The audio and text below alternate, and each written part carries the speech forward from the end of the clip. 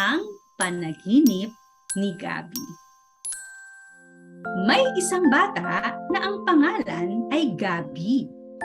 Isang gabi, habang tulog ang lahat, nagising si Gabi at tila iiyak dahil sa kanyang panaginip. Kaya naman pumunta siya sa nanay niya at ikwinento ang nangyari.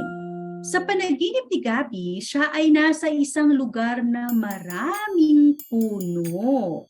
Sa panaginip ni Gabi, siya ay nasa gubat. Sa gubat na ito, makikita ang iba't ibang masusustansyang pagkain na itinatanim. Sa panaginip ni Gabi, makikita ang iba't ibang gulay. Sa panaginip niya, masayang kumakain si Gabi ng mga gulay. Ngunit habang kumakain, may nakita siyang 8 ang binti. Ito ay gagamba. Gulat na gulat si Gabi, kaya naman nagising siya agad. Tinanong ng nanay niya kung ano ang makakatulong para makatulog si Gabi.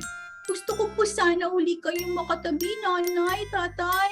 Mari po bang bukas na lang ako matulog sa sarili kong kama?